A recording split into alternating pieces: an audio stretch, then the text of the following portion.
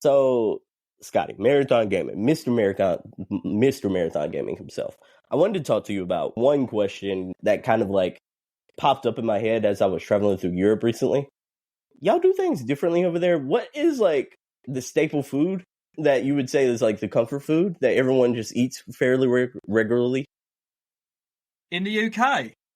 Yeah. Or just, Europe would be different because it's so different. The delicacies. It's so many different cultures. Yeah, in the UK, though.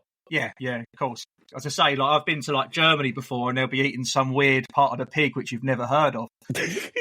But yeah, in the UK, I mean, we're a staple for roast dinners and fish and chips. However, it's so multicultural. I think the most common dish is like a curry, and people do have curries pretty much every day of the week, to be fair. But I feel like we're more and more unhealthy as time goes on. I think you can get away with an Indian, a Chinese takeaway, pretty much anything, any day of the week. Even Thai, if you feel a bit posh, you go for a bit of tempura, a bit of batter around your vegetables. It's the only way the children will take them, if there's batter around them and they're deep fried. But yeah, I'd say curry you could have any day of the week, Monday through to Sunday. But, traditionally, a roast dinner is normally a Sunday, so it's only like once a week. And then fish and chips used to be known as on a Friday. But I guess even Friday or Saturday. But curry, any day of the week. You can get curry houses will be open 7 days a week. All right, follow-up question. What is your comfort game? Like, the game that you can just pop on at any given time and be like, oh, that's Nirvana. That's, like, the game I'm sitting down to. What's that, sorry? Because George, what's your comfort game? Because I'm like, you told me about comfort food. What's the comfort game for you?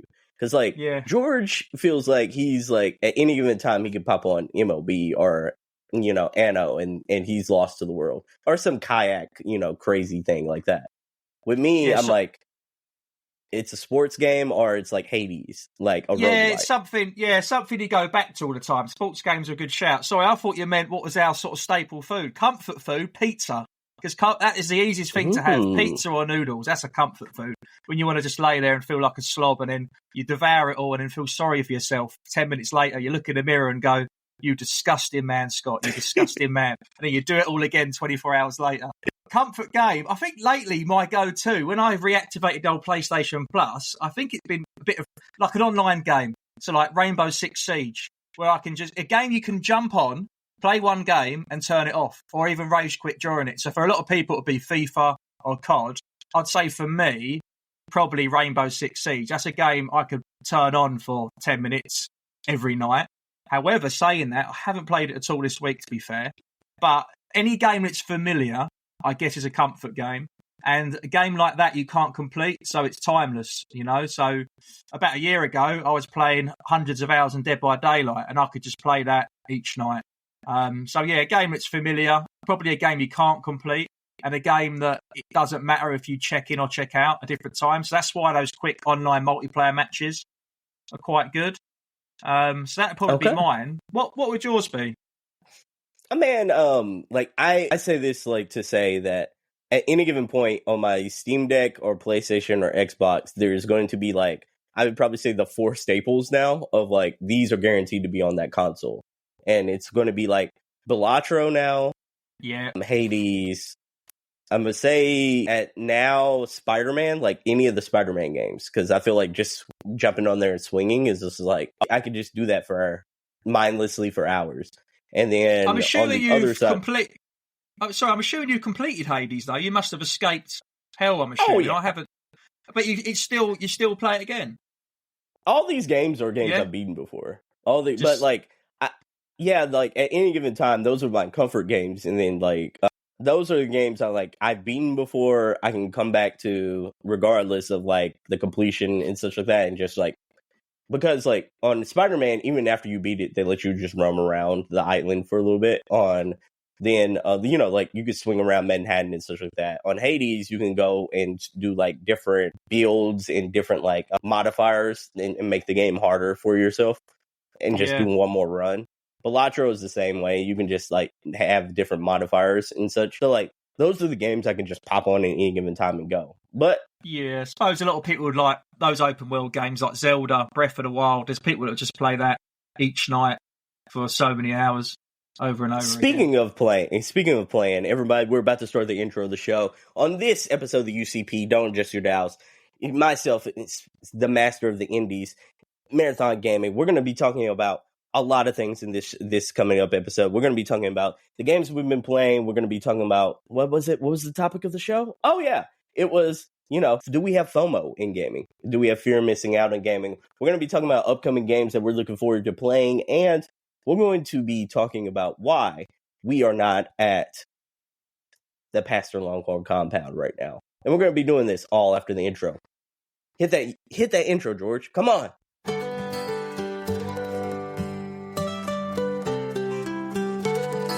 George and Seb rolling down the road.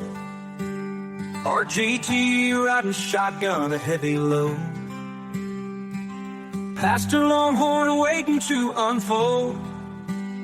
In El Paso, Texas, tales been told. One arm big, a sight to see. All right, so we're back, everybody. All right, so Mr. Marathon Gaming. It's me, Seb. We're not at Longhorn's compound. We've snuck off. We're doing our own thing. I'm sick, so Longhorn didn't want the whole rest of the flock to be infected, with the COVID and such like that. Mr. Marathon Gaming was able to get away, He was happy to let me out. He's been treating me well all week, to be fair. Ever since I was on a recruitment drive up in Blackpool, he was so happy with the numbers and the results I've got. I've been on the good cream cheese crackers, eating the good biscuits out of the good tin. Yeah, he's been really nice to me, actually. I'm starting to think I might be a more preferred prefect over head boy George. A higher disciple? Well, I'm just thinking I might be Longhorn's favourite, is all I'm saying. Oh, maybe. Be on the lookout, George. He might not have a new favourite. When Longhorn wakes up in the morning, I put a little apple at the end of his sleeping bag just to let him know that I'm the teacher's pet. I like that. What else I like? I like the games we've been playing lately. And George likes to say in the weird kind of voice and such as that, his trademark, I guess you could say, delivery here. I'm going to try to do it justice, but fail miserably. So bear with me, everyone. What have you been playing, Mr. Marathon Gaming? That was amazing. I am really glad, Seb, I'm talking to you, actually, because everybody knows you're the Indie King. And every time I mention a game that I'm excited about on the Switch, you look very relaxed, and then after I finish talking, you very calmly inform me that the game's been out for 2 years and you've already played it. And so I'm very excited. Tongue in cheek, the amount of times I overpay for a game on Switch to find out it's 95% cheaper on Steam 2 years previous, but that's the world of a Nintendo fan. So I've got this game. I've been playing this. It's probably the only modern game. I've been playing a bit of retro, I'll talk about in a moment, but it's a super rare game that was released physical, but it is digitally available, and it's from Tiny Build. It's called Little Guardsman. Now, I don't know if you've played it, Seb. Have you played it or seen much of it? I've actually not played it. That was a game that kind of... Yeah, you got me on that one. 1-0 Scotty. So this game is actually so unique. So I did a review for it on my channel, and I was absolutely buzzing over the moon because Tiny Build, one of the developers actually from Canada, commented on a video. So watch my review, which is really cool. But the game's just so unique. So basically your father's a guardsman in like a medieval town. It's very good comedy in it. So he talks about, look, even though you're his daughter and you're like 10 years old, he's like, look, I need you to cover. I'm hungover. I've got to place a bet at the pub. So there's lots of little humour like that. And she's like, I just want to go out and play with my friends. She's like, look, I wanted to play with my friends when I was your age. But my dad said he's got to place a bet and he's got to go to the pub. So straight away, you're having fun with it. It's sort of like cartoon graphics. Really, really good art style. I wish I could show you the back cover. I really wish I could. And maybe check out the trailer while I'm waffling on. But you're in this guardsman, you're in this little guard's tower, and then you play out the days. So you have about 5 people visit you each day, and they could be goblins, humans, orcs, people pretending to be other people. And it's your job to decide if you deny them access or allow them into the kingdom. The choices you make are up to you. However, there are consequences on the story. So the game changes later on. And there's a lot more to the game. So there's like a princess that goes missing. There's a little bit of uproar between humans and some goblins if you make certain decisions. You can search people. So you'll have like so much action points to use. You can have like a metal detector, like security. You might find contraband. You can confiscate it. At night, if you're on a night watch, you'll find people trying to be other people or smuggling stuff in. You get criminals. You can send people to jail. But it's not just that whole denying people get in and out. There's some really fun bits at the end of each day. There's other areas you can go to. You can go to a stadium where they play goblin ball. You can try and bet your wages on the team and try and win some more money. You can interact with characters you've let in your local pub where you sleep, because you sleep above like a pub, and that can affect the story. There's a lot to it. There was a game show when I was playing a level the other night, and it was about rescuing a princess. You decide who's going to rescue it, like a barbarian or like a wizard. There's so much to the game. It really, really is cool. And I've been literally playing it. It's one of those games. Actually, it's a great shout for the topic of the show. When you asked me earlier about comfort games, this has been my comfort game this week, because I've just played like one level, which is basically one day, each evening for about 20 minutes. And it's not a particularly long game. I think it's like a 6 to 8 hour game. But it's absolutely adorable. It's very, very unique, and it's just really fun. So that is what I've been playing modern-wise on Nintendo Switch. Other than that, in bed... Sorry, go on. So, for you UCP members who, we're thinking about implementing a video version of the podcast, this is one of those episodes that I think is a good trial run for that. But so, for the audio listeners, if you do see a video version of this podcast, you'll be able to see some gameplay of the game he's talking about over here on our screen. I love the art style of this, by the way. Oh, it's beautiful. It really is. So, yeah, so you got a little vampire who's coming up there. And again, people will be bad characters, but it doesn't mean they're bad people, And that's what's quite cool about the game. So you'll have goblins come up, and you'll be told from higher authority, goblins are taking the humans' jobs, don't let them in. But then you feel sorry for them. They're just honest people. You'll have humans, which are a bit horrible, but you're told to let them in. It really does relate a little bit to modern society. It's quite clever in that respect. And you have some, characters which you're taught, these people are bad, but they might be trying to do good things. It's really hard. It's really cool. So you've got to ask as many questions as you can. There's a phone in the background, and you can call 3 different people. There's like a gesture you can call, who doesn't give you straight answers. He like talks in riddles and is always joking around. There's like a warrior sort of princess sort of lady. He'd be like a Xena, like big tough girl. She's very serious. And then there's like a sort of politician lady who's sort of, head on a committee, and she's very diplomatic, and she will just do what is right for business. So you have to take a little bit of each and everyone's saying and try and work out and draw your own conclusion as what's right for the kingdom.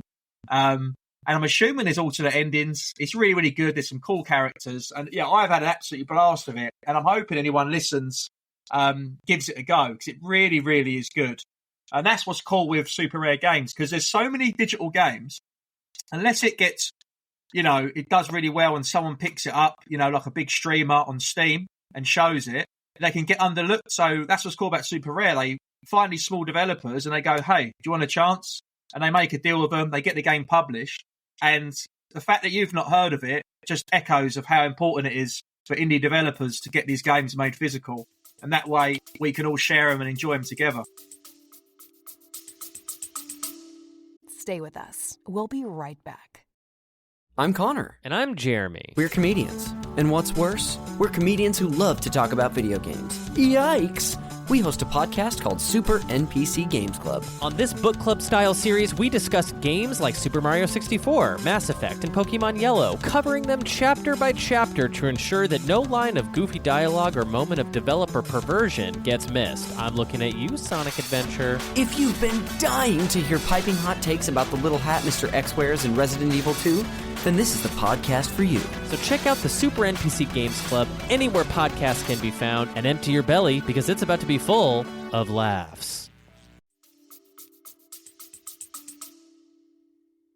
Yeah, this was a game that, it sort of broached my radar. Like, I think this came out last year around January, and it sort of came and went for me in the sense that like I was playing A Tale Between Worlds, and I was and I was so fascinated with some other stuff that's going on, and unfortunately I missed this gym, and it looks incredible. I love this almost like Cartoon Network like art style it has, and it looks you're whimsical. right. It almost looks like Dexter's laboratory artwork, doesn't it? That's a really good. For sure.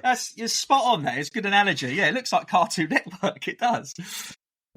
Yeah, for sure. I mean, like the vampire here is like could be any like there was a show called like Billy was it The Grim Adventures of Billy and Mandy, and it looks like that it could have been like a character from that show back in the day. So I'm like, I love the art style. I love everything about this. You know, like what else have you been playing, man? So other than that, I've been playing a little bit of retro. Might not be exciting for most, but Sega Game Gear I've been playing in bed, and I've had a little bit of a dilemma. I'll put my headphones in. The missus might be watching. I think she's watching at the moment. I think it's Married at First Sight or something like that. She's into, and so I've been playing a game. My wife watches that as well. I think most of the wives watch that for some reason. But I was playing a bit of Game Gear, alternating games. But what I've been really sticking with playing each night is Road Rash on the Mega Drive. It's really, really good. I know it's pretty much. So I haven't heard of this. Tell me about Road Rash. Oh, so Road Rash is so it's a motorcycle game, like a racing game on a motorbike. A little fun fact: it was, I believe, the first game to feature police brutality in a video game ever. I believe. Wow. Yeah. So you're on a motorbike, and then what's cool about it? It's a bit like Outrun. So you're the view from behind the bike. You know, that old school sort of early 90s graphics. So you can only see so much in front of you. You see the corners bending around. There's cars to dodge, oil patches, but then you can punch and kick your opponents. There's also weapons as well. You got a club, a bat, chain, and then the police come up as well. And if you're going too slow, you can fall off your bike, get back on it. But if the police try and bump you, once you get to a certain speed, they pull you over and then you get disqualified from the race. But what is just so addictive of it is like nothing was like that at the time. But what's really cool, it's so perfectly balanced, is say there's like 5 levels. There's 5 maps to each level, and there's always a different music for each map, different background. It's really well done. And yeah, you've got these little cool storylines from the characters, and you have little rivals. So at the moment on the screen, there's Rude Boy, one of your sort of rivals on there. But you get money for each race, and if you don't do anything with your money, once you complete the first 5, races, say you come first in all of them, which is very doable. When you get to the second round of races, you can't really keep up. So there's a shop, and you can go in and you can buy a better bike. And it was just so cool. So there's I remember saving up for like the Panda 2000, I think it was. So there's about, 5 or 6, 7, maybe 8 bikes that you can buy. And you start off with a bike that's okay for the first few races, but you need to save your money up and, rinse and repeat. And obviously this was before memory card days. So you'd be writing down the level code, not cheat code, writing down the level code so you could return to the same point. But yeah, in terms of on the Mega Drive, this was awesome. So there was Road Rash 1, Road Rash 2, Road Rash 3. And yeah, Road Rash 2, it was like the step up from punching and kicking to go into weapons. And it was so cool. I played so much of that game. And the third one's amazing. And I actually carried on. So there's even there's some on the PlayStation where it went like proper 3D. And then even the same developers, I think I brought this up previously. So on the Nintendo Switch, it'll be on other platforms as well. It's called Road to Redemption. It might be me and RGT talked about it. It's really similar to Road Rash, and that's why I brought it. It was like Road Rash in the modern times, but there was like machine guns. It was really over the top. So you could like gun people down. You had, nitrous oxide in the bikes. Anyway, I did some research because it was so much like it. And it turns out it was the same developers. They lost the license for the name, so they fell out with who owned the name, and they made their own game. So if anyone's played Road to Redemption, it's actually from the same team that developed Road Rash. So it is literally a modern Road Rash. But yeah, that's what I've been playing. However, I've got 2 Game Gears. One's screen modded and one isn't. I keep one not modded just to show you the brighter side in life, that the grass can be greener. And all of a sudden, the screen stopped working. So I've got a friend called Chris over in Wales. I'm going to shout out to him, Retro Saviour. He basically repairs and mods retro consoles for, a very honest price. And he's going to hook me up. He said, send it to him. And he's going to try and sort it out for me. So Shout out, Chris. You know you're listening. Shout out to Chris for that. And I'll be posting that to him hopefully tomorrow, because playing on the old screen, it is painful. You're constantly changing the contrast. You're angling it with the light. I don't know how we did it as kids. I really don't know how we did it. And if sunlight comes through the room, oh my God. No wonder we had the curtains closed so much. If you see like old houses, you'll see there's like net curtains over the windows. I'm starting to think it's because of the TV and the video games. You can't see anything when the sunlight comes through. I never thought about that. I always thought it was like a design aesthetic, but I could see it being, I guess, functional. Because like TVs now, they're like anti-glare, aren't they? You know, you have different modes, but yeah, I mean, sunlight comes in on a old CRT, you cannot see anything. All you can see is the back of your soul reflection off the glass. So how much of your time, like, I'm curious, like, how much of your gaming time is dedicated to discovering new games and playing, like, more modern games versus retro gaming?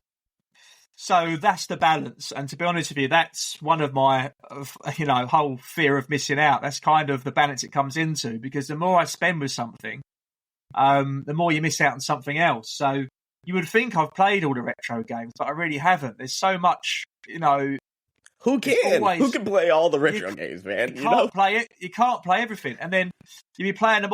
I just bounce between the two, but I find I can't do more than two things. So I'll play one modern console, maybe it'd be the Nintendo Switch, and I'll play one retro, and maybe it'd be the Game Gear. And then I'll go to, Dreamcast or Mega Drive or Wii or PS1. And then I'll go to PS5 with that. I kind of can't do more than two. I've said it before. I said it's hard to read two books at the same time. I feel like with games you can, but I feel like two's the limit. I think two different games in the same week is kind of about as far as I can go. And then it gets real difficult. It is a juggling act.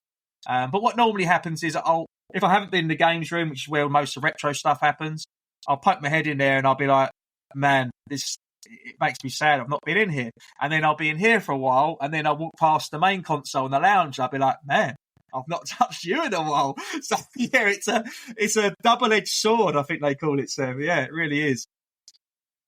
So, okay, I want to, you brought up a little bit of the main topic of the show. We're going to be talking about the fear of missing out, FOMO. Yeah. And in gaming, you feel like you're kind of in a unique position. I guess RGT probably has the same kind of thing of like, you fear of missing out on games of the past that you already own, and really experiencing those or re-experiencing those again. Yeah. But then like, what's the pull like for the modern day games? Like the games that have come out recently, is there like a stronger pull to relive the days that have gone by, or is there a stronger pull to like everyone's talking about Elden Ring or everyone's talking about Zelda? Yeah. Like which one of those tools do you feel like is stronger for you personally? I feel like the modern is more. We talked about this at a meetup recently. There was a lot of retro gamers and YouTubers and streamers there, and some of them are really stuck in their ways with they will just play retro, and then some of them are more the other side. And we had that conversation. It's like you can't be, for me, you got to keep up with the modern, otherwise there's so many games you won't appreciate. And if you're going off that whole retro theme, you're only going to be playing these so-called new games now in 20 years' time anyway. And you'll miss out. There is so many beautiful games. I heard Slope's Games Room say it really well. I remember he talked about a game he loved. I think it was Ori and the Wisps. Beautiful. Ori and the Will of the Wisp. Oh, my goodness, it's fantastic. So he talked about that on like a stream, and because people said to him about, what are you playing modern? He goes, I love my retro, but he was like, I played this game and I couldn't stop playing it, and it made me think, what other games have I missed out on? And that is the thing with it. And for me, because of the pricing, obviously the whole thing with collecting, it's fun finding cheap games of retro, but for modern games, they obviously come out at a bit of a price tag, and sometimes they come out so thick and fast. It's like when the music industry was booming with CDs and albums, especially why we've still got physical, is they're competing with each other and they're dropping two big titles on the same day. For example, I've had FOMO just this week. So I was on a stream with a guy called Mag, middle-aged gamer guy. He's been on the show before a couple of times, so he hosted Timeless. I was a guest on his show. Yeah, shout out to him. I was a guest on his show a few nights ago on Tuesday Night Chats, and he has a good format where he shows the games that come out that week. They look at the trailers and they sort of guess what scores they got from an average, and the chat joins in. and it came up with Undisputed, the boxing game. Now, I talked so passionately about it because I am a big boxing fan, and the last boxing game we had was like 2011 with David Hale on the front, which was Fight Night Champions. It was so good, and I said they've had so long to get it right. You know, there are some things wrong with it. It doesn't look as fluid, but I was like, it doesn't matter how not excellent it is, I'm going to absolutely love this game because I've waited so long for it. And I went to order it, and all the special editions already sold out. And then I looked at how much a standard edition is. It's like $54.99. And I was like, I don't want to pay that much because that's a lot of money to buy for a game. Because I know I'm going to end up buying a game almost every other week. It's not like there's one a month. And I already feel like I've looked, and there's already people that have played it, and they're streaming it and stuff. And I already feel like I've got the fear already because I've missed out on the pre-order where you get, extra boxes added in and some different outfits and the cool cover with Tyson Fury on the front. I think the standard edition's got Canelo Alvarez on the front, which is cool, but I want the special edition. So I already feel like I've missed out there. And I'm like, man, how have I slept on that? We've been talking about that game coming out we didn't know the title of it. We were talking about a boxing game or a new fight night coming out for about 2-3 years. There was like fake trailers being teased and leaked for as long as I can remember, for years. And obviously it got put to one side because UFC got popular, and I guess EA decided they could only make one game. And maybe they saw, I don't know, the sales decline potentially with some of the previous boxing games. But yeah, I really had it with Undisputed because I looked today at work. I literally looked today to try and buy it, and I was like, oh man, I don't want to pay for that version. I want the special version. So I want it so bad. So I'm like, oh, well, do I wait now for the price to come down? But I really want to play this week. Like, I'm dying to play. I'm already looking what I'm doing over the weekend, and I'm working out how I can fit it in. Where can I get it from? Amongst the other backlog of games I've got, I've got other games I want to play. But for me, this has really been my FOMO for releases of games this week, Undisputed. Is that a game that interests you at all? Oh, man. Scotty, the more you talk, the more I'm like, man, that's my kindred brother from another mother. Like, because I kid you not, you talked about comfort. We talked about comfort games earlier. And we talked about, like I said, sports games. Fight Night Champion is on my Xbox, upstairs, downstairs. Like, it stays on there because that is the game I'm ready to squab with anybody on at any given time. Like, that's like Fight Night Champion is like the game that for 6 years I can just go back to over and over again. And if I get like bored with another game, I'm like, I can go on. I just go on there, start a new career, and let's go up. Let's go up the rankings real quick.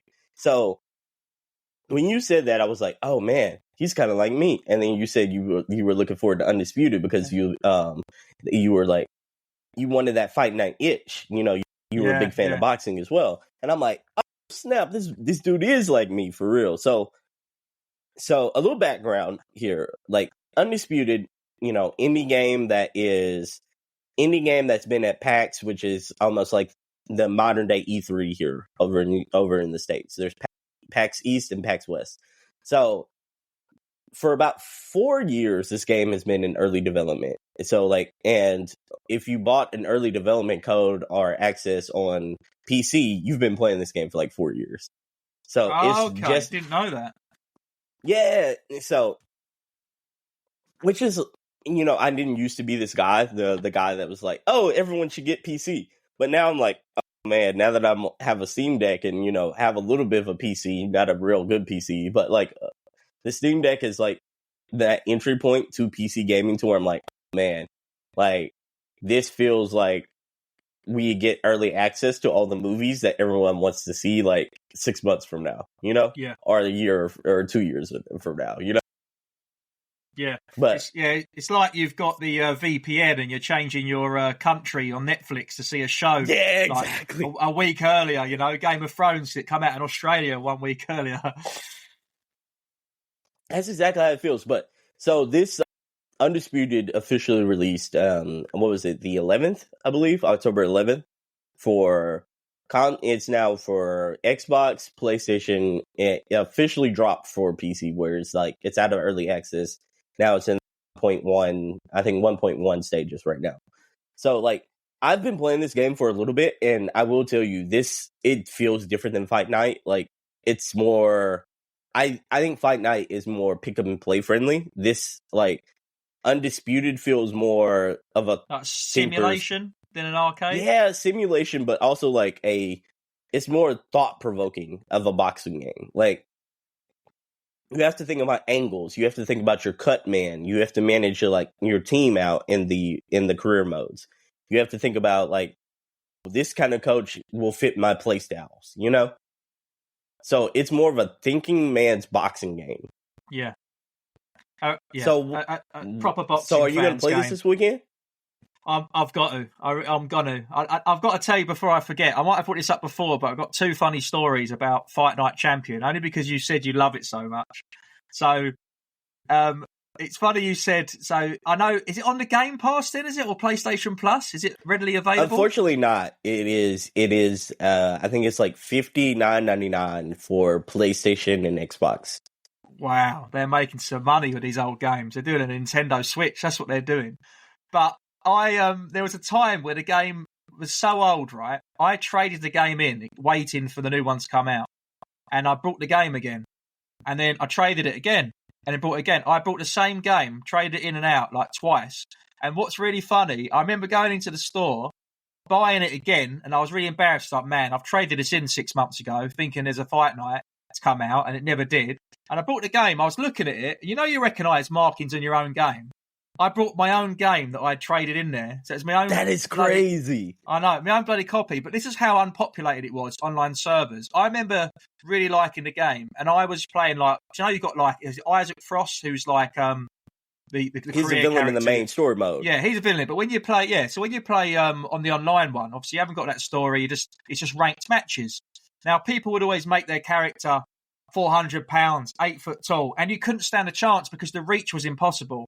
And I used to like making my character quite realistic. You know, I try and make him look a bit like me. I didn't go silly over the top with a pink afro like some people do, with a massive orange beard and all this stuff. Yeah. But every time I went online, because there was hardly anyone people online, I just kept on every other match or every third match. I kept on drawing against the champion. And the first time it happened, funny. I was so buzzing. I remember shouting to my wife. I was like, "Oh my God, I'm about to compete for the belt." And I got knocked out in one punch. I think it was called flash knockouts they had on that game, didn't they? And I got dropped every time. As soon as I made a mistake, like I throw an overhand right, he'd duck under, hit me with an uppercut, and it was all over. But I was so excited the first time. Then I realised every night I was having a championship fight. And I was thinking at one point, hold on a minute. I think it's just me and this one other guy online. So I think I'm actually top 10 ranked contender in the world right now because there's no one online in this game. I know, insane. But to answer your question, the fact that we're talking about Undisputed now and the fact that you're saying it's been out for so long, you've just heightened my FOMO. So I am going to order this game imminently, I think. You know, that's the divide between, like, PC gaming and, like, console gaming is, like, but honestly, a lot of people, the masses, are just now playing this game because, like, you know, most people still play with consoles. So, yeah, this is, like, a brand new introduction. This is the first boxing game that's dropped for consoles in, I think since 2011? So that's crazy. Forever. That's exciting. Yeah, for sure. Okay, so what are you going to do when you jump on Undisputed? Are you doing the career mode? Are you jumping straight into the servers? What are you going to do? I think I'd always go career mode. I mean, if I play like a FIFA title, football, soccer title, then I tend to go online seasons because I'm familiar with the game, you know, and they're pretty similar. But because it's been so long, not unlike yourself, I haven't been playing, you know, Fight Night Champion still. So last time I've played that game will be, you know, frequently. It would be a long time ago. So I'm probably a bit rusty, especially it's a new game, so I need to learn the mechanics. And I love a career mode, to be honest with you. There's nothing more exciting. Same thing with football games. RGT was saying last week, he takes a team from League 2 and he tries to get them in the Premier League or League 1. It's fun, you know, building a team. But it's the same with these boxing games because their stats are really bad. You get in the gym. You know, you have those fights for small purses and you build your attributes up. You try and work out what you want to do. You spend ages customizing your character. And to be honest, it's the underdog story, you know? Yeah, it really is. I hate customizing characters in games in general. It's like one of my pet hates. We had to talk about recently. There was like a quiz thing going around. It was like things you hate in video games, which is quite a hard category, and people always moan about certain things. And one of them for me was character customization, because sometimes I just want to play a game. I don't even know if I want to like it. Give me a template. I don't want to spend Hogwarts Legacy for ages. I just went XXX. I don't even think my guy's got a nose. I literally was like, look, I want to play the game. I'm not interested in what colour hair he's got or what earrings he's wearing. Just let me play. But on a boxing game, I find it quite exciting. It's the only exception. And when you first make it into you'll be like 12th or 13th in the rankings, and then you get offered that fight against someone similar ranking, and then someone in the top 10 will offer you a fight for big money, and it's like high risk, high reward, and that's when it hits you, and you're like, man, this is getting real. So it's getting me buzzing talking about it, to be honest. I'm quite excited. I'm really excited for the career mode. The online bit doesn't interest me because I know I'll just get knocked out straight away. But the career mode is so fun. When you're working your way up for the titles, even in the wrestling games, they're fun, and you start off at no one and then you go against people, that's when it's cool. You'd be like, oh my God, I know this guy, when you actually know the characters and you know their styles. So yeah, it's going to be really, really interesting. I don't know if I'm going to make him like honest, like, a modest 6 foot. And then what weight I want to go at, I don't know. You want to be in the heavyweights, but then if I make him 6 foot, I mean, he's going to have to be like an inside fighter like Tyson. Otherwise, I'm going to get blown away. But yeah, I'm really, really excited for it. So, did you actually play this yourself then? A fair while? Yeah, I've been on this for almost 2 years now. Wow. So, what I will say is like, forget everything you know about Fight Night. These games are so different because like, the controls are different. The way like your punching angles are so different. This is more about like traditional boxing, as in like V cuts and such. That you have to be more precise in this game. Yeah, managing your stamina, I feel like that sort of stuff. Oh yeah, I mean like stamina. I feel like played a pretty cool like component in Fight Night, but not to this extent. And also managing cuts in this game is like vital. So like. This to me feels like, even though it's like arcadey in the sense that like some of the created characters still look like arcade characters, it is more methodical, it is more simulated boxing than Fight Night was to me. But I feel like I still enjoy Fight Night more as far as like in a pick up and play format, but Undisputed I think is like a good alternative. Yeah, I can't wait to play it, to be honest with you. The cut thing used to stress me out, Seb. I can't remember which Fight Night it was, but, sometimes it's like a mini game in the older ones, but then it might even be Fight Night Champion. I used to that would mess me up, it could ruin the fight. But then again, that's what makes it realistic. But even Fight Night Champion did it quite well because it's so easy to evade and just constantly rock and roll under punches. However, when you do it too much, your stamina goes right down and then you can't get your guard up. So even that was quite well balanced. So seeing how they've evolved for that is actually really, really exciting. And I can see already it's got, Riyadh season and all it's tried to make it as realistic as possible, which is really cool. I mean, the picture on the screen now, for anyone who's watching the actual, the visuals of this show, I mean, that's a real like gritty arena they're in right now. It looks really cool.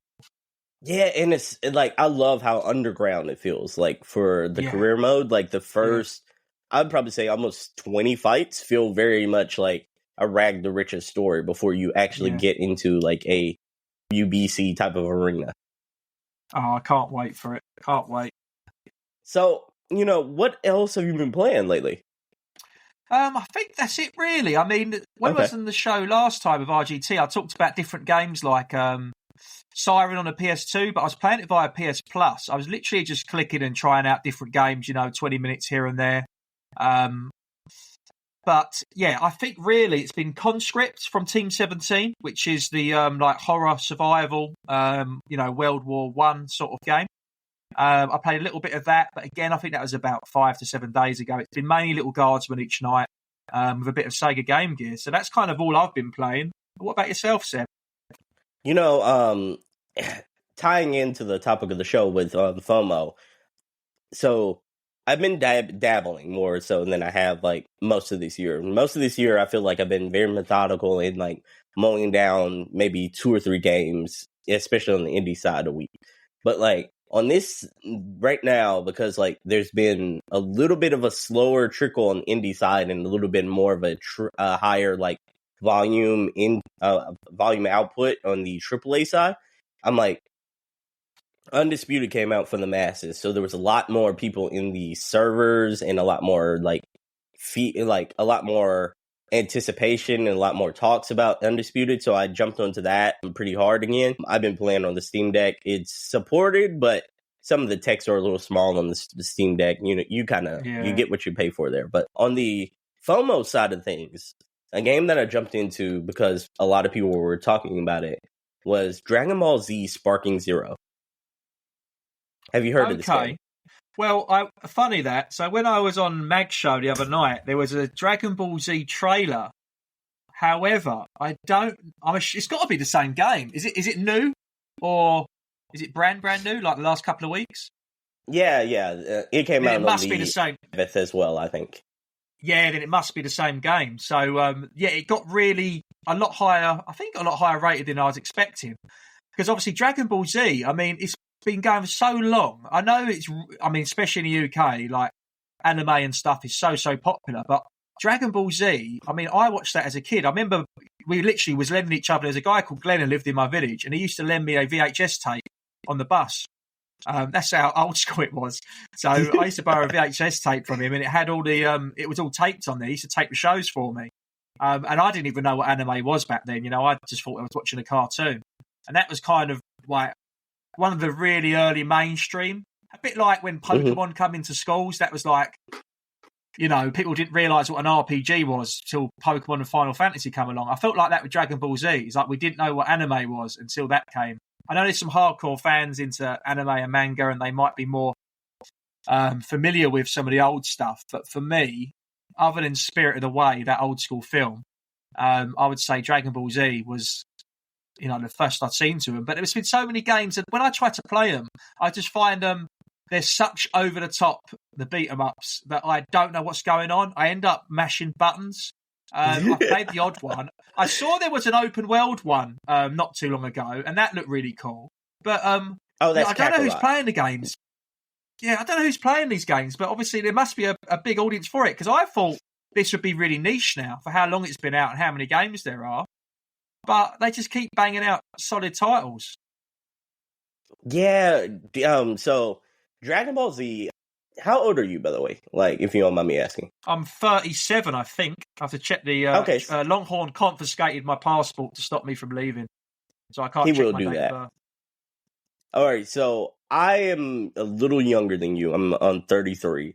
So, like, Dragon Ball Z over here was a phenomenon. And like, I think you were spot on the money there. Like, Dragon Ball Z was the godfather of, like, the ascendance of anime, so to speak. Like, it was that anime that made anime mainstream. Whether people liked, you know, there were still the Sailor Moons of the world, the Yu Yu Hakushos and all that kind of stuff. But, like, Dragon Ball Z was the one that hit that zeitgeist in a different way. It was the one that was the water cooler anime. And so this game came out and surprisingly sold 3 million copies. 3 million copies, by the way. In just days. A week. In 24 hours, it sold 3 billion copies. How many did you buy, Seb? I only bought one, by the way. I only did the one. But I thought you was responsible then. Nah, man, I ain't got bread like that. I ain't got bread like that. No, but, you know, the crazy thing about it is, like, sure, there's been Dragon Ball games that have come out, you know, in recent years, but this is like the first arena fighter style Dragon Ball Z game that's come out since Tenkaichi, and I want to say like a decade ago. So there was a lot of like anticipation for this style of game where they pop you into a general area, a highly destructible area, and you could just fly around and just fight your opponent in any given style you want. Just kind of like what you see on the screen here. where it's not like it is a fixed map area, but it's not like a fixed area like Tekken or Mortal Kombat, to where like you are stuck on the ground and you have to move in on the ground in a 3D space. No, this is a arena fighter where you can go up, you can go down, you can fly around your opponent, you can like shoot him behind his back, all sorts of different things. Does this interest you at all? Reviewing this game, I'm not sure if it does, to be honest with you. Only because my last experience with one, I just found it a bit too complex. And even though I remember it so well, I'm not really that into anime now, so I don't really have the massive nostalgia for it or the need to want to try and get back into it, if you know what I mean. Did you review this? Was that why you was playing the game, or are you into anime yourself? I'm both. I'm in the, before I came down with the vid, I was actively writing a review for Sparking Zero. I'm still in the process of doing that. It'll probably post once I feel a little better. Sorry about the nasally congested sounding like Everybody Loves Raymond over here, by the way. Like, love anime. Anime is probably a pillar of who I am as a person. You know, like, I like sports, I like video games, I like anime. Those are like three huge components of what makes Sebastian. So like Dragon Ball Z is one, and Dragon Ball like Super, and Dragon Ball GT. We don't talk about GT, but like all those are like a part of my being in a way that like I am still fans of, even though they're not my favorite animes of all time anymore, like they were when I was growing up. So this is a FOMO game, to where like if everyone wasn't super hyped about this game, I probably would have been like, I might wait for like a deep sale for this to come out. Thankfully, I was given a review copy, so I didn't have to come out of pocket for this. But like, this is one that I'm playing because like everyone's buzzing about like, oh, this feels like our childhood. This feels like the game we played with our childhood, but with updated Dragon Ball storylines, such as like Dragon Ball Super storylines, such as like Super Saiyan Blue or Super Saiyan God, or Jiren and the Tournament of Power. All these words sounds like nonsense to non-anime people, but like since the last game has come out, there's been probably like 5 major Dragon Ball arcs that have come out, and this includes a lot of those characters from those arcs that have come out since the last game. Do you have any FOMO for Silent Hill 2? Is that on your radar? Hardcore chicken, by the way. But I'm a chicken, man. Like, with horror games in general, like I get scared so easily that I tend to not enjoy horror type games. But like Silent Hill is on a lot of people's probably Game of the Year shortlist. So a part of me wants to play it just because I want to see what the hype is about. But I'm also like, I'm not going to enjoy that because like I don't like being scared a lot. So it's one of the parts of FOMO that I wrestle with quite a bit in reviewing games. Is like, there's a whole genre of games that you do not particularly like because you don't like that genre in movies, games, TV shows, etc., etc. But everyone's talking about it being a real certified contender this year. I want to be a part of that contender discussion and like my list actually be credible, so I should probably check that out. So that's where my FOMO comes with a lot of games in the horror genre, and to be frank, with a lot of games in the Souls genre as well. Yeah, I know you're big on those games as well. But yeah, for me, not at all. That's more of a Bobby thing for sure. I don't have massive FOMO for Silent Hill 2, but I think again that's the retro that's helped me out a little bit. It's only because obviously a lot of people, they go, oh my god, I remember Silent Hill, and obviously that's what's pumped up some of these retro games because people are like, oh my god, and they can't wait to play it. A bit like with Alan Wake, similar thing actually, but a bit like Alan Wake, and the same with Silent Hill. I played Alan Wake 2 or 3 years ago on the 360, so again I still haven't played the new one, but I believe that was digital only. That put me off. I didn't want to cave into the establishment, man. Power to the people. I'm not giving in to the man. And then like one of your companies, was it physical or not? No, like you're absolutely right. It was originally digital only, but one of your companies that like likes to go back and do physical copies. Yeah, limited runs. Actually did a physical copy of Alan Wake 2 recently. Oh, okay. But yeah, with Silent Hill, because I played Silent Hill 1, like, you know, I got as far as I could, but I was looking up what to do so much. I was near the end of it. But I've got quite good control. I'm not too bothered about finishing things and stuff like that. So I played loads of hours on that each night. I was really enjoying it for a few weeks. And then I jumped on a second one. And it must have only been 1 to 2 years ago. So for me, Silent Hill 2, like, you know, when people take pictures of games or upload it to Instagram or YouTube, everyone only shows the first 1 to 2 minutes, don't they? Because obviously people are excited. Sure. Oh, I've just started playing it. So every time I see footage of the game, it just looks too familiar. Like the opening scene, that car park, and, you know, the church, and you're running around. Like it's so fresh in my head because I played it recently on the retro within a couple of years ago. And I kind of don't mind the old graphics, even like with Resident Evil, that'd be a hybrid we're all waiting for.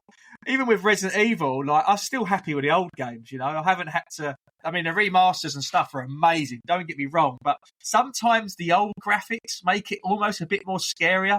Like, even like Amnesia and stuff like that, they're so dated, it almost adds to it because it's like pixelated. I mean, I know you're scared of horror games. You probably can't relate. I'm big on board games as well as video games. So me and my family play a lot of board games. And I don't know if you're aware that there was a series of board games. I've got all of them, and it was revolutionary at the time.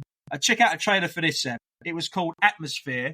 In America, it was called something else. Atmosphere. What was it called? Yeah, so it's British. It was Atmosphere. I think it was called Nightmare in America, the board game. And basically, it was a first video game. It was a first board game where it came with a video player. So it was so cool. So you're playing a board game, the video goes in, and then on the screen, there'll be a monster. It'd be like the Night Keeper. It's funny. It was scary when I was younger. I remember being terrified. My dad would have friends round, and it would talk to you. Like, he'd roll a dice, it would say, come to the TV, and then it would scare you. And I was so scared as a kid. As I got older into, like, you know, retro stuff, I brought all these old games up, and we played them recently, you know, last few years, me and my family, my sisters, and we was like, these aren't scary at all. They're almost like comical, like, but back then I was like so scared of them. It's like Goosebumps, you know, to where like a lot of kids were, you know, they were scared of Goosebumps back in the day, but now they're like, well, what were you even afraid of, you know?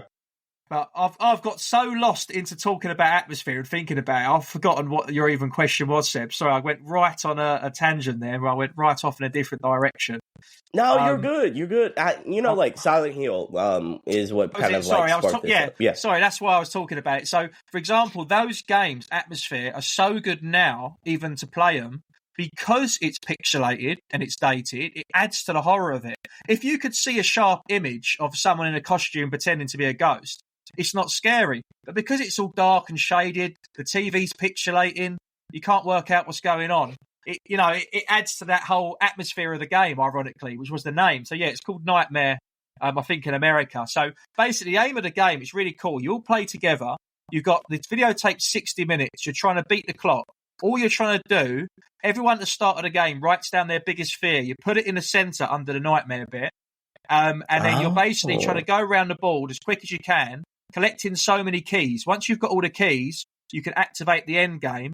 And then if you get your own fear, you're out. You have to get someone else's fear. So it's really funny because people write their fears in there. And sometimes, you know, you can write something ridiculous. Now, I found these games at a car boot sale. You know, a bit like your garage sales that you guys have over in the States. And I got the board game out to check it was all there. How do you use car boot sale? Yeah, we call it a car boot sale. Yeah. Oh, that's fun. So basically, people pull up. We're doing one this weekend, actually. My wife's selling there this weekend, so I'll come with her. So basically, you pull up in a field. It sounds really English, doesn't it? You pull up in a field, and then literally you pull out a table. You chuck all your stuff on there, and yeah, it's just like basically like a flea market for just the general public. Oh, okay. Basically. But yeah, you get to so I bought the board games from a car boot sale. Now I got them out, and you could still see the writing for when people have played this game from like 30 years ago, because that's how old the game is, right? I think it came out. That's crazy. It was like Betamax, that had been like early 90s, late 80s, that early.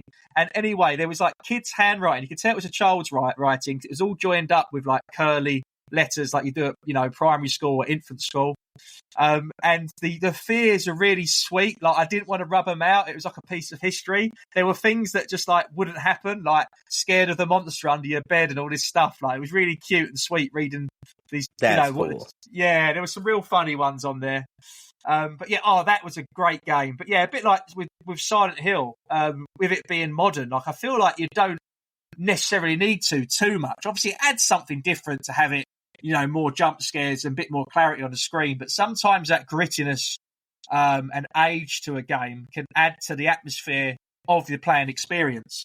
So I don't feel like you need to rush out too much when they remaster a horror game, because sometimes the originals are so good. And if you look at retro gaming prices, what games shoot up in value and hold their value so much, other than limited run copies? It's always horror games. And I think that's because they hold up well, because it doesn't matter if they look jagged and tanky, because the more tank controls it is, the more you feel scared. When you're controlling a character, you know, all the fear's on you. So I think sometimes it can help a game, but probably something people haven't considered. But it's just like food for thought, I just, there's got to be a correlation in the fact that horror games, like on PS2, the most expensive games on there, are the top 5 that go for hundreds of pounds. They're Rule of the Rose, horror game.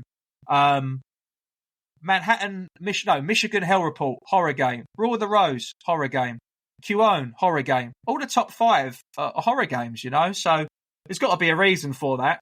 I mean, you might just say it was a good generation for horror games, but I just feel like, I don't know, they just like, if you go back to play an old platformer, you can see the holes in it, but the holes and flaws in the graphics of an old horror game are hidden very well because they're hidden in the atmosphere of the game.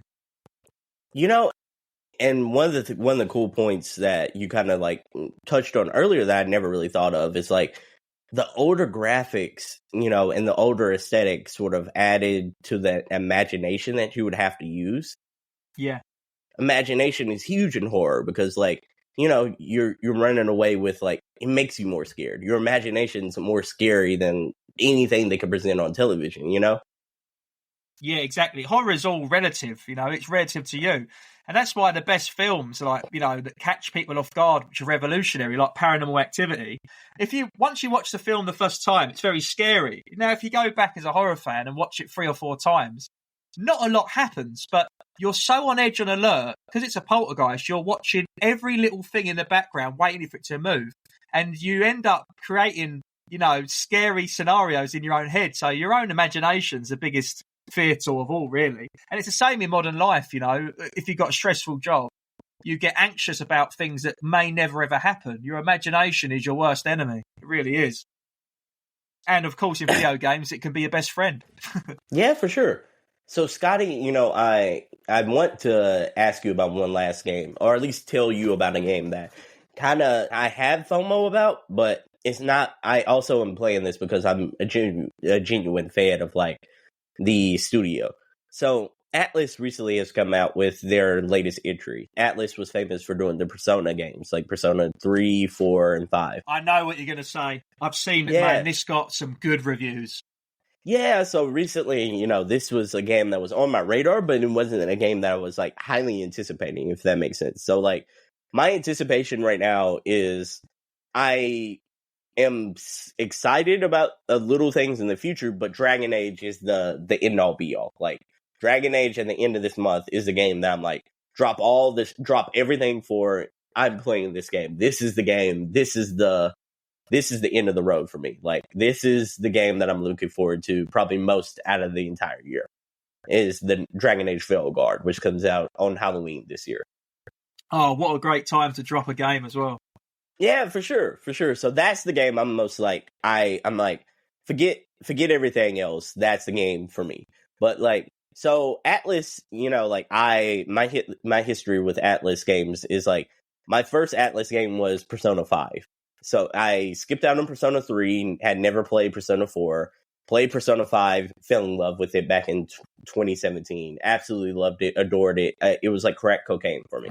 I was hooked on it. I was this kid that was playing this game, that was playing as a kid in the game, that was trying to manage relationships, trying to figure out like, oh, I'm gonna fall in love with this girl. Wait, this girl's kind of vibing with me. Oh wait, we have Pokemon like style battles in this game. Like, this is everything I wanted in a video game at the moment.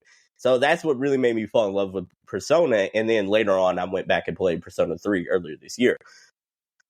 So I say this all to fast forward to say, like, coming into this Atlas game that I've been, like anticipating, but not necessarily like as high as Dragon Age Veilguard. I was looking forward to Metaphor Refantasio a little bit, but not like, oh, that's this is how you pronounce it. Sorry, Seb. Say it again.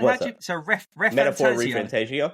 Cool. No, I didn't know how you pronounce it. I didn't want to say it in case I messed it up. So you said it a lot better than I would. But yeah, pull the trailer up for the guys to see. Anyone that's watching this, apologies for the audio-only listeners, but that's the reason why. If you listen to this show on Spotify or Apple, wherever you get your podcast from, make sure you also go onto YouTube and subscribe to the Unofficial Controller podcast, because on there you can also get the shows, and occasionally you get a special show like this one where there's visuals and you can see exactly how sexy Seb is and exactly how ugly I am. So it's a nice little treat for everyone. But the trailer, honestly, the trailer for this game is amazing. But there was a time, I've heard you talk about it, Seb, as well, or maybe RGT or George, where Atlas were banging out RPGs like every other month at one point. I heard someone say. There was one year that kept on popping them out. But this one looks so good. I heard RPG fans say, out of all the games they've done, like the Personas and stuff, this apparently is like the GOAT. And some people even said, Silent Hill 2's Game of the Year, Astrobot's Game of the Year. RGT said Astrobot's Game of the Year just a few weeks ago. But now everyone's saying this has got Game of the Year radar written all over it. It's funny that, it is funny because, I think Game of the Year, I think we could have a whole, podcast about, this year's Game of the Year, because it is contentious in a way that the contenders are, I think, more varied than any other Game of the Year that I can remember in quite a long time. And there's no clear-cut favorites, I would probably say. But all that to say is this game, I'm pulling it up right here so that the viewers could actually see the gameplay of it. So this is Atlas, the people who made Persona. They got in their bag and they said, we're going to make a new IP. And instead of we're going to do a Persona-style game, but we're going to make it high fantasy. And so we're going to make a new IP, high fantasy, new characters.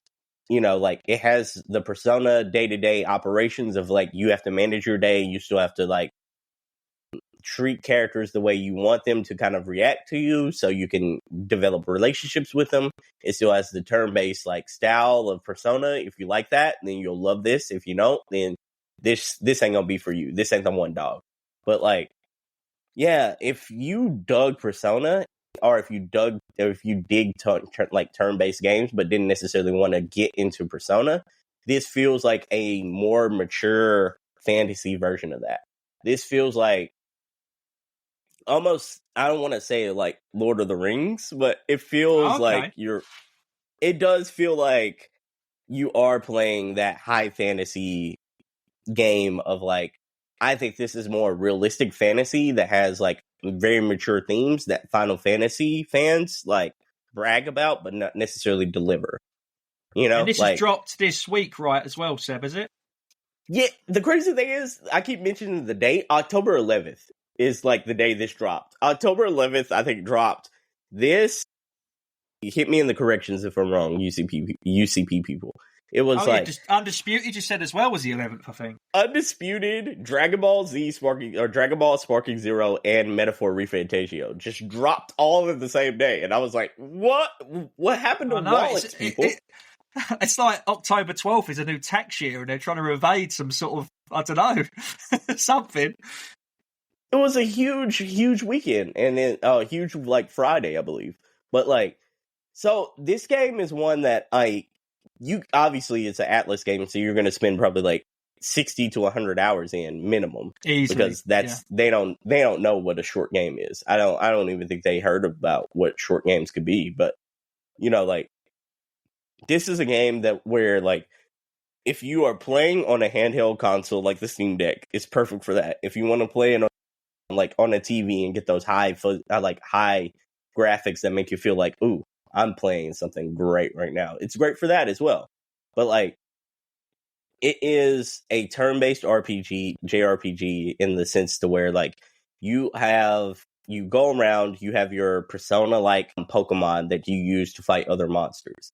But on the other hand, like you make like the fighting stuff stronger by developing relationships with outside characters. So like with Pokemon, you basically grind your Pokemon to the dirt in order for them to get stronger fighting other Pokemon. Here it's about like you build relationships with people, and those relationships in turn make you a stronger fighter. Yeah. And it's great. It's absolutely phenomenal, though. The graphics are good. The gameplay is crisp. I think like the story has mature themes to where like it doesn't feel like it is over the top with its themes. It feels like the themes are like there, but not necessarily like, if you get it, great. If you don't, like, you can still enjoy the gameplay of it. What were you going to ask? I'm sorry to cut you off. I'd say I definitely want to play the game. So these RPGs and JRPGs, I'm normally a bit hesitant. I know I got into an RPG, The Witcher, Wild Hunt. I'm so glad I did, but there's so much time investment. Like, there's so many Final Fantasies I still want to play, which I haven't. So when there's I'm not a massive JRPG fan. I've got friends that are. My brother-in-law is. And they tell me about it. You know, I let them play 10, and then they tell me which one to play out of the 10. I won't waste hundreds and hundreds of hours. But this one, you know, if he's going to play one RPG this year, I feel like this is the one. If anyone wants to check out the reviews for it, it was so stupendously high. I think it got 9s, 9.5s. It was even a big, I'm sure someone gave it a 10 out of 10, which is very rare. It literally, it got some real... Oh, I can't hear you, Seb, at the sec. It's gone a bit quiet. Sorry. Are you a Metacritic person? Yeah. Like, have you seen Metacritic or OpenCritic for video games? I have, yeah. I have seen Metacritic, yeah.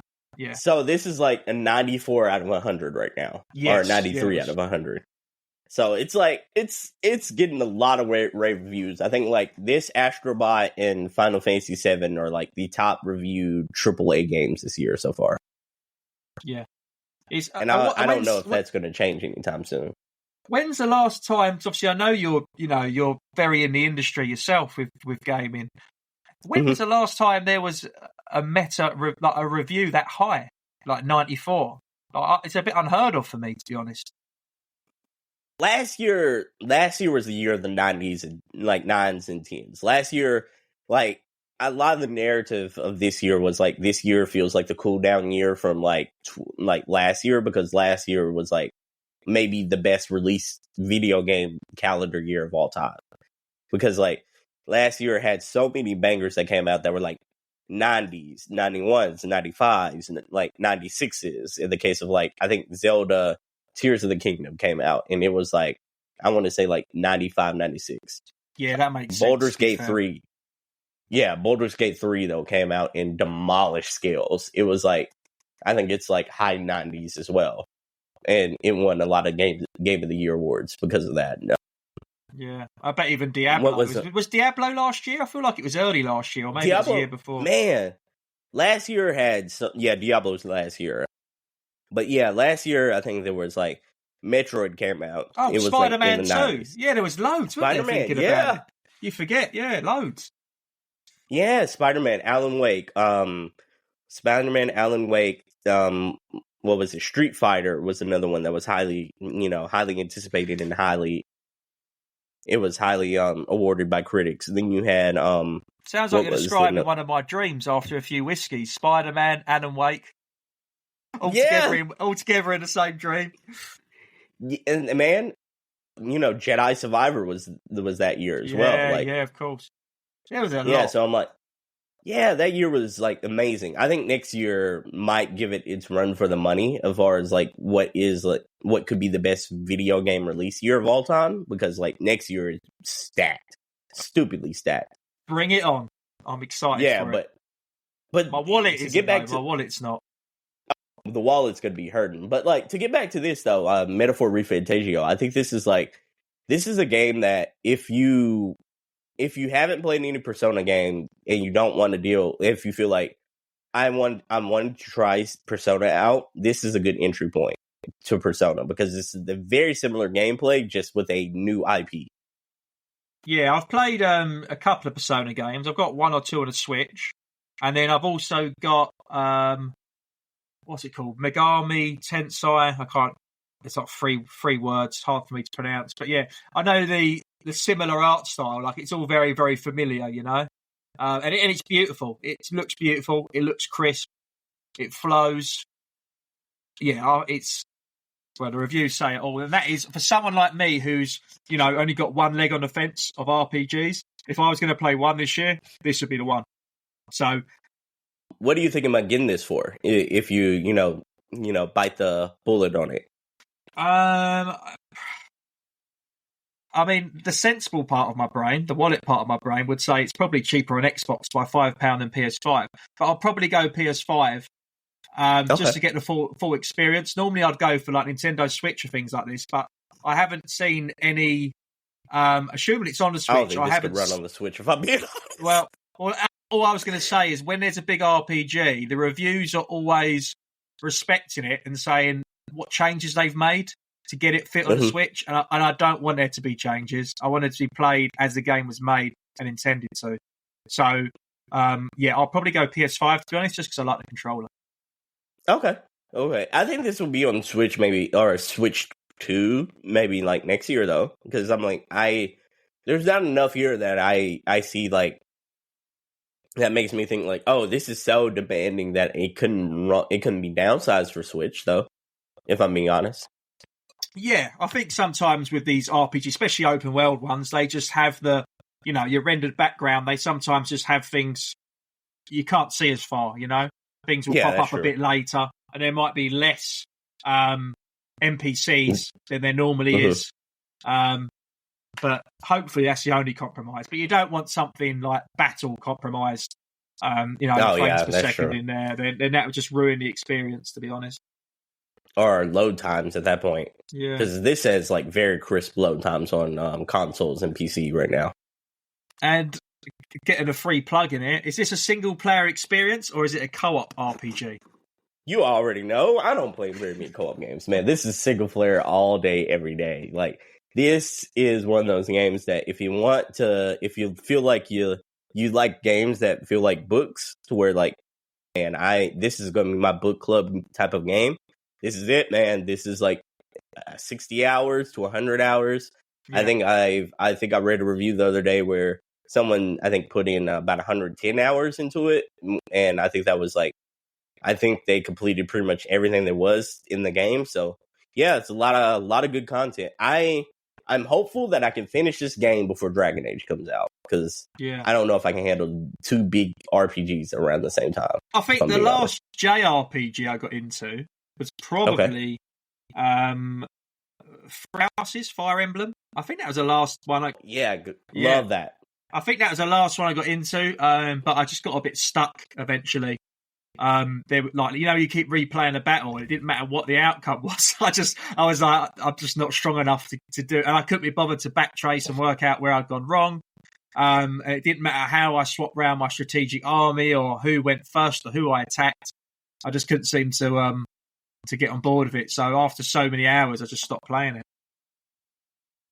But so I want to pivot a little bit. We've been talking about what we've been playing. We've been talking about our FOMO. I want to talk about what do you hope to play this week? Well, for me, it's going to be heavily Undisputed. So you've been teasing me talking about all these other games, and we've been sharing what we're missing out on. But at the end of the day, Dragon Ball Z, I probably wouldn't play that at all. I mean, it's cool. If you brought it round, I'd sit next to you and I'd play it with you. The RPG, I really, really want to play it, but I know I've got loads of time. I could probably pick it up for Christmas. It's, people will still be talking about it, but I just don't want to miss out on Undisputed. Out of all of the games, I want to play that. So I think, to be honest with you, I'm going to get stuck in many an hour doing the career mode, because it's not something, a bit like Little Guardsman, I can pick up and play, 20 minutes each night, one level, but that's something that you don't just play one fight and turn it off. I mean, it might be once I establish it, but the early part of the career mode is the most exciting bit. Once you get to the top and you're fighting all the top 10s heavyweights, trying to unify divisions and stuff like that. There's only one way to fall. Do you know what I mean? But the only way is up when you're at the bottom. It's the most funnest experience ever. So for me, Undisputed, I might even order it tonight, Seb. I'm feeling a little bit cheeky. Feeling cheeky? I like that. Yeah, feeling cheeky. But I want a special edition. I just can't. I think you should wait and let the special edition come down a little bit, if I'm being honest. It's just sold out. It's sold out in all the stores. So I think they only had so many. So it was so, eagerly anticipated. It's just sold out at pre-order. And there's none in stock. So over in the UK, we've got like Game, which is always £5 more than anywhere else, game.co.uk. You got Smiths, which is like a toy store, and you got Argos. Oh. And those two, Smiths and Argos, are always generally cheaper for games. But they haven't all out of stock for the special version. But I don't want to wait. I'm going to get it, so I might just get the cheaper one. But I was only getting it for Tyson Fury on the front, to be honest, just being a bit of a fanboy, and I thought that'd be cool to have a British boxer on the front cover. And being the collector in me, obviously wants the variants. That's the that's the devil's harvest to me. It really is. But I can understand that. I think you should go cheaper on this, and then hopefully you'll find a collector's edition. That's sensible, because later, the way this show's gone, the amount of games that's on there that you've showed me and we've talked about, it's not going to be a one game weekend. Let's be honest. I'm surprised though. You being the Switch guy that you are, I thought you'd be playing like Zelda Echoes of Wisdom right now. I know, so I really surprised myself with that. So basically, I wasn't aware. That almost like proper shadow dropped on me. I wasn't aware when this was coming out. And then it came out and it's just gone, poof. I've got loads of friends who are well into Zelda, and everyone's saying it like of how good it is, the unique abilities of playing as Zelda and what you can do. I've got so many friends that have talked about it. I've heard so many people talk about it so much, but it sets such a high expectation. I'm almost worried. I had the same thing with Breath of the Wild. Right, Tears of the Kingdom, I was on it at launch. I heard about it coming out for ages. I was like, right, I'll get it. So I got it at launch. However, with Breath of the Wild, so many people hyped it up. I did play it and I did like it, but I played it like 6 months after everyone else did.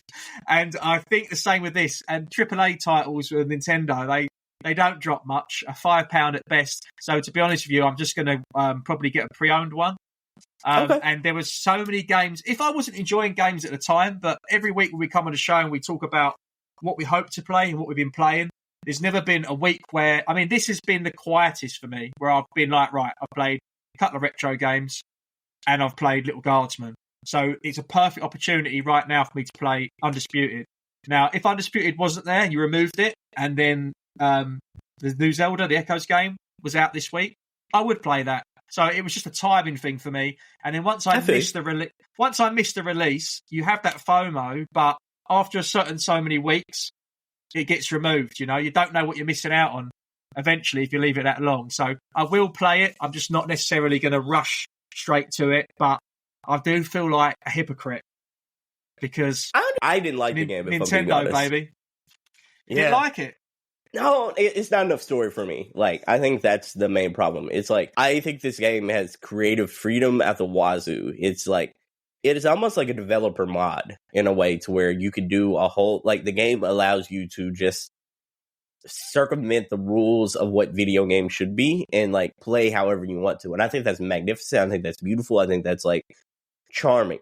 But if I don't have I think this is also, like, my hang up on a lot of Nintendo games is like the gameplay is there, like the story is there to basically accent the gameplay. Like the gameplay is always going to be on the forefront versus like metaphor is like, no, the gameplay and the story are interchangeably like a yin and yang, to where I'm like, if you want to play that game for the gameplay, like, great, but you're going to be lost as hell because like the story is so intertwined with everything that goes on in that game.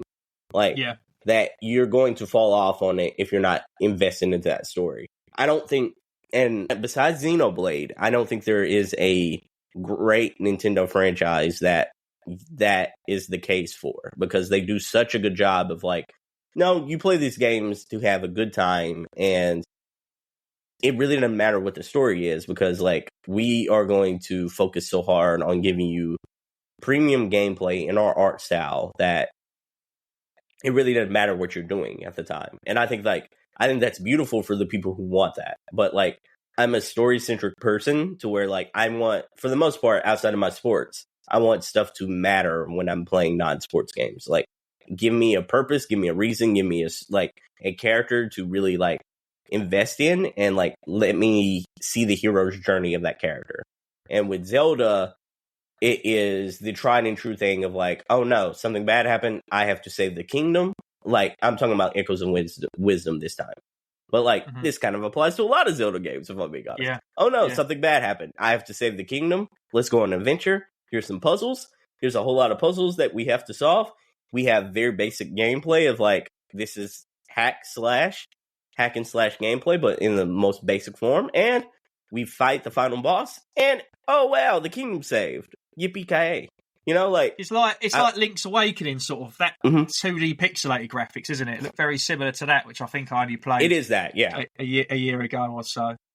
But for me, like, it's ironic. I love the Nintendo Switch. I love the actual hardware of it, but it's quite funny, really, because I don't do it as service. I play a lot. What do I play on it? I play a lot of indies. I play AAA ported games from bigger consoles, watered down versions. When it comes to actual Nintendo IPs, like, I don't go too crazy for them.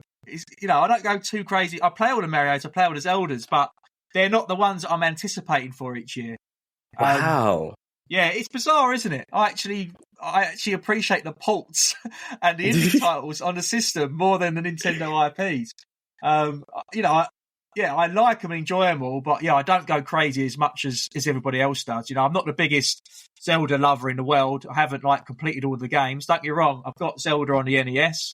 I haven't got any George Mars. I haven't got any on the 64, but I've got some earlier titles, and I always respect them. But they're not my most favourite games.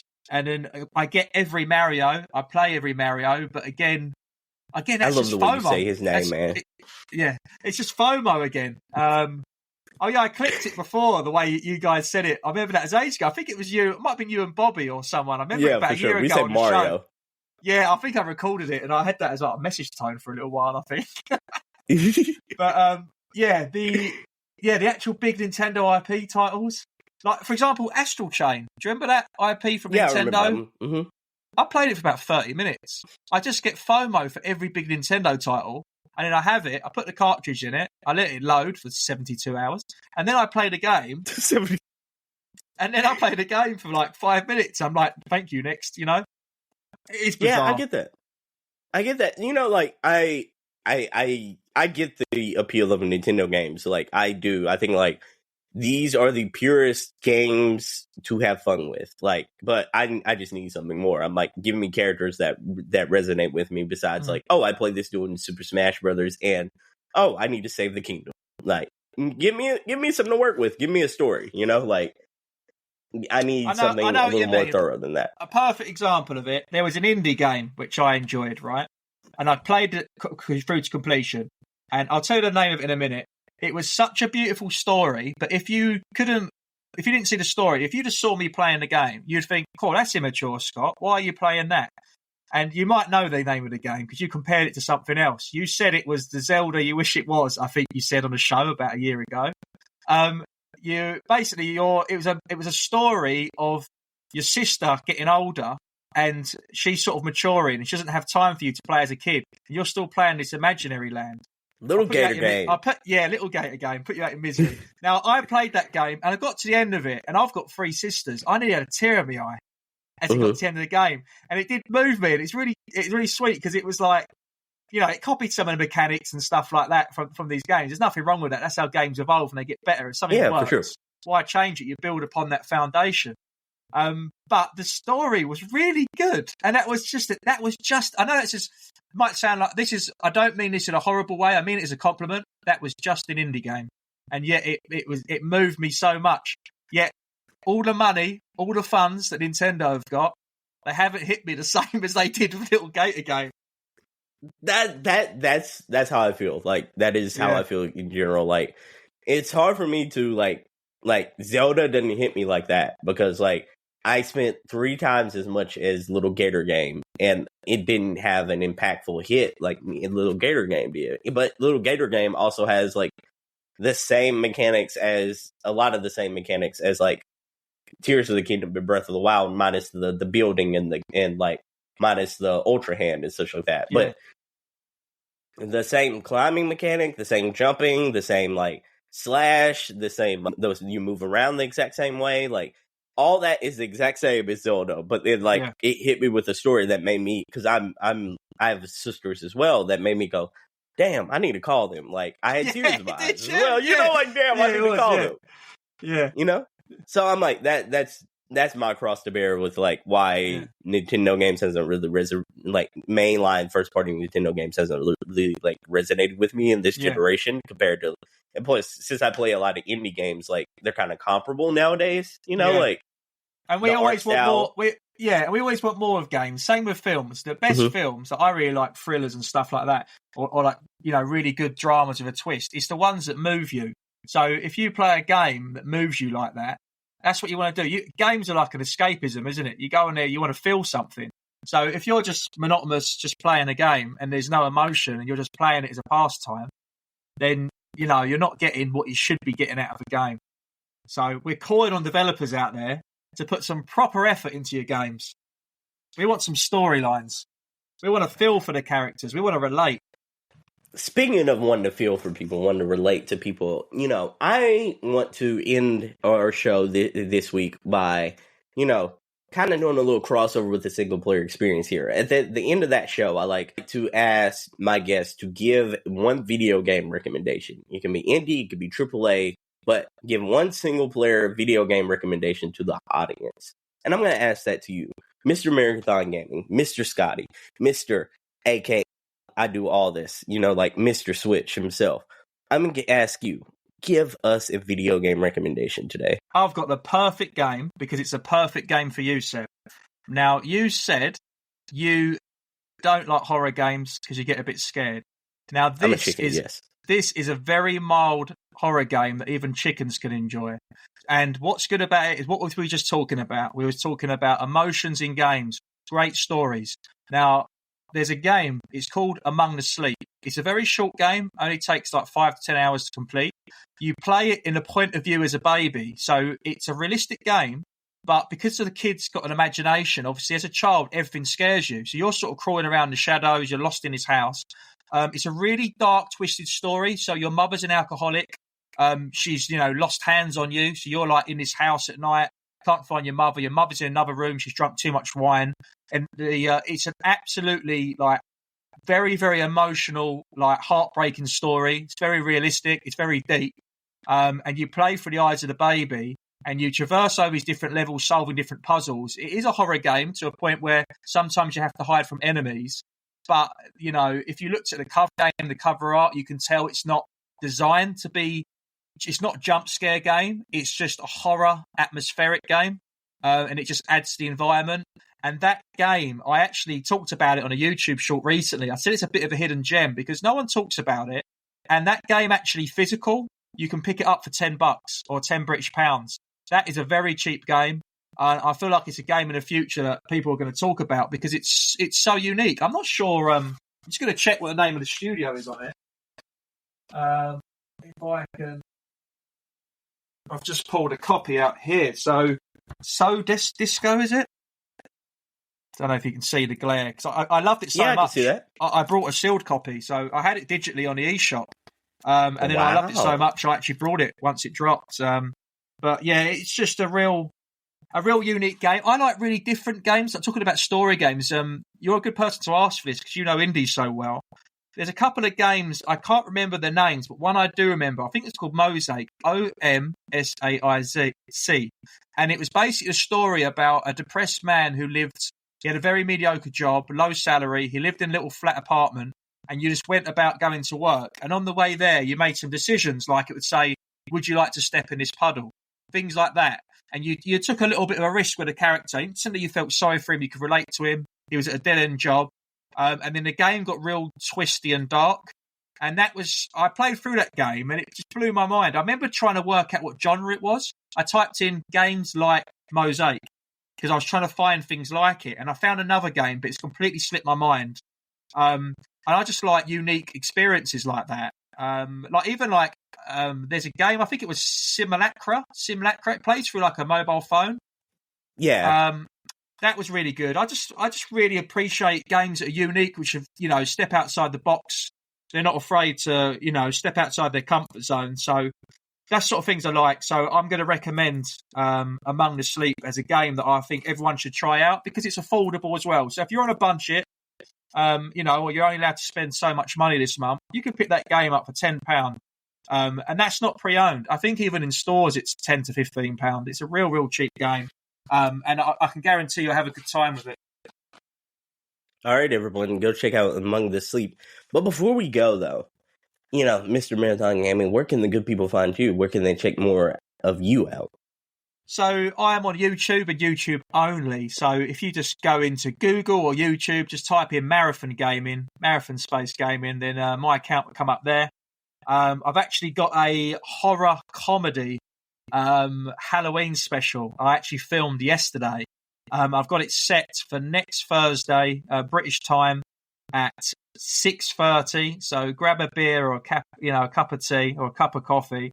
It's a 10-minute video, and basically I'm going through 50 horror games you must play across all consoles, across different systems. But it's going to be a very different. It's a video of a twist. So I'm actually impersonating another YouTuber. So I've got a bit of an accent on the video. I'm dressed up in a bit of a disguise, and that is I've not told anyone this. So anyone who listens to the UCP, you've already got a heads up that it's going to be a bit of a twist, that video. But yeah, I'm a Marathon Gaming on YouTube, so I talk about all things gaming, Switch related, retro and modern. The last review was for Little Guardsman, and the next video I'm going to have drop before the Halloween special next week in a couple of days' time will be on 10 games that I will never sell. So I've got 10 games that all mean something they've got a story behind them. I won't get into it. I'll save it for the video. And they all have a special place in my heart for different reasons, whether it's family or times in my life where I played with friends that I've forgotten now or we've moved on.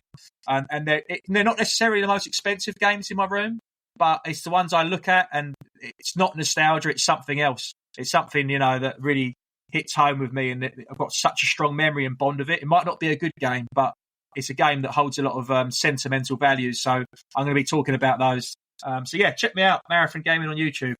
Oh, there we go, in all its glory. Up on the screen. Love that. All right, everyone, for sure, go check him out. Go subscribe. Go like. Go just follow all his videos because this man's absolute gold. He's a gem. We have to promote this dude. Anyways, everyone, thank you so much for listening to this episode of the UCP.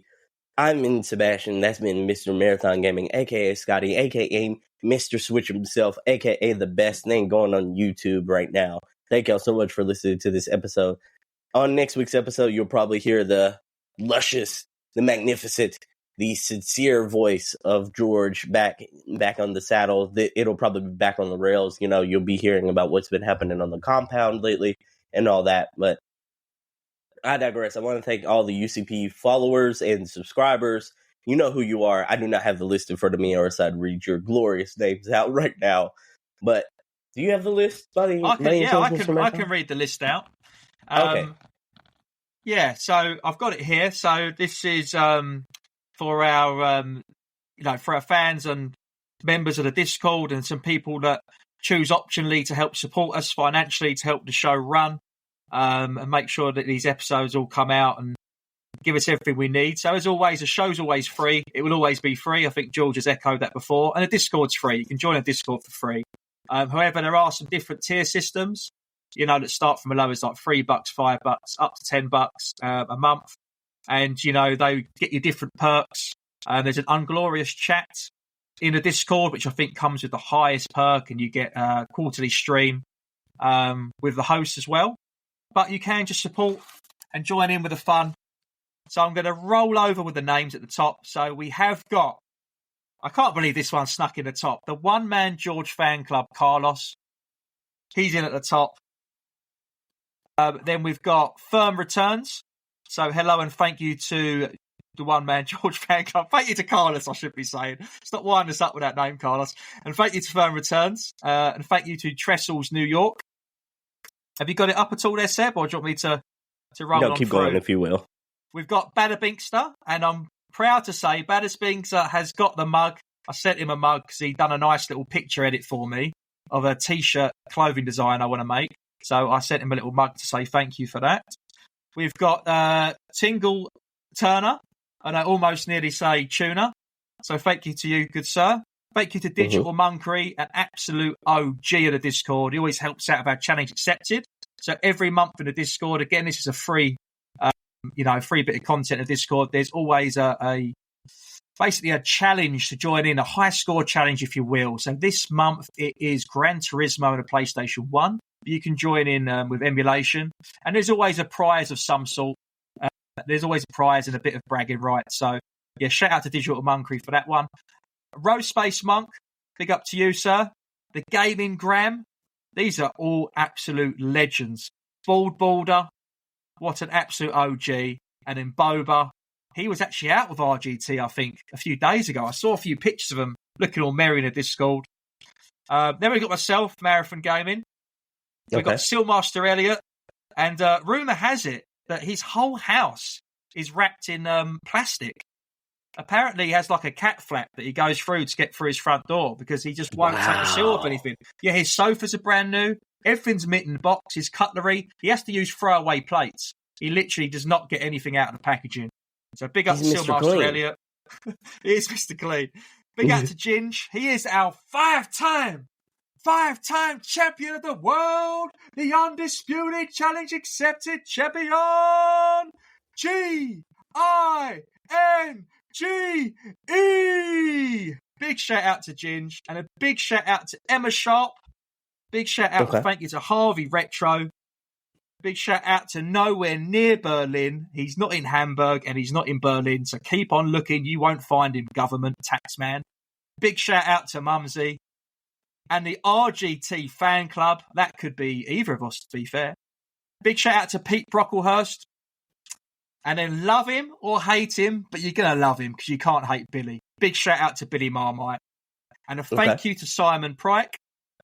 And then this last name, Seb. I know you know who it is. I can't do the last name.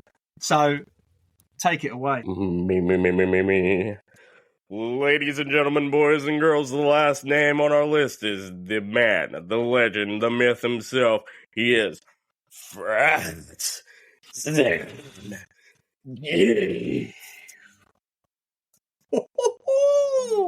That was amazing. So yeah, they're our lovely contributors to the show. So they all offer some support, and we're really thankful for that. So thank you to everyone who puts their hands in their pockets each month and passes that on to us. So the show's forever grateful, and we're thankful. So thank you so much to everyone. And yeah, big love to everyone in the Discord. It's a great community. So thank you all. All right, everyone. Thank you all for being members. If you haven't joined the membership already, you can easily do that. Where can they do that at? Where can they do that at? We're going to send you that information after this show. Look at the link in the bios. Oh, everybody. You got tiers. $3, read out on every show. $5, read out on every show. Art merch yearly. $8, read out on every show. Art merch yearly, plus access to the Unglorious chat. $10, read out on every show.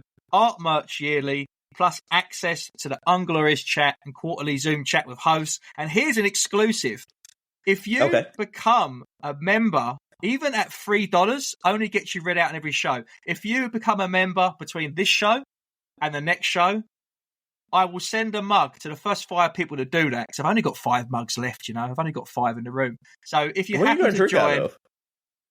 Well, I've got other mugs. I mean, unofficial controller podcast mugs. You haven't made it sound like you only have 5 mugs in your life. I'm not sending people random old mugs from my dirty cupboard. This is merchandise. It's got the logo on it. But yeah, if you join the lowest tier between this episode and next episode, I'll send you guys a mug. So how about that? But how UCP do you actually... mugs to everybody, not his own personal mugs. But I believe if you click on the show notes on Spotify or Apple or anything like that, it will show you where to go. But there is a website, Seb, is that correct? Yeah, there is absolutely a website. You can go on the UCP website as well. The link will be in the description of the episode. So, everyone, you got no excuse. If you are still confused, go and click on that link that has our Discord, and you can just ask. And the millions and millions of people in the Discord will help you out, including one of the Sacred Five of us. Anyways, I digress. It's been a long show. Marathon Gaming, thank you so much for hanging in there with me. Hi, man. Thank you so much. You're a goat. You're a legend. You're phenomenal, dude.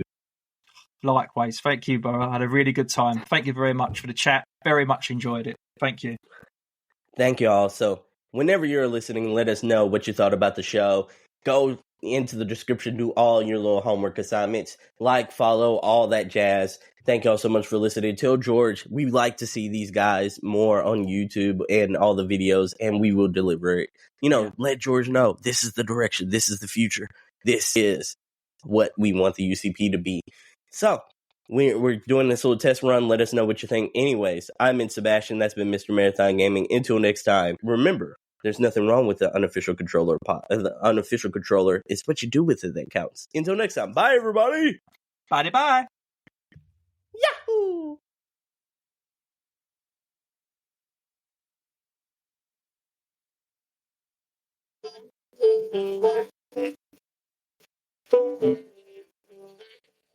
George and Seb rolling down the road. RGT riding shotgun, a heavy load. Pastor Longhorn waiting to unfold. The El Paso, Texas tale's been told. One on big, a sight to see. Pastor preach, set you free. George and Seb, they've been the name. RGT, nothing, yes, they believe. Johnny Powell's in El Paso town. Pastor Longhorn's got his crown. One the other down. We're the wildest show around. Sunday's hot, the desert air. George and Seb feel the glare. Longhorn's words hang everywhere. Salvation found without a chair. Sunday's hot, the desert air. George and Seb both feel the flare. Longhorn's words hang everywhere. Salvation found without a care. RGT plays a sacred tune. Feel facts don't move. Longhorn grins from afternoon. They'll see us soon. Show El Paso town, where Pastor Longhorn's got his crown. The other down. We're the wildest show around. We're the wildest show around.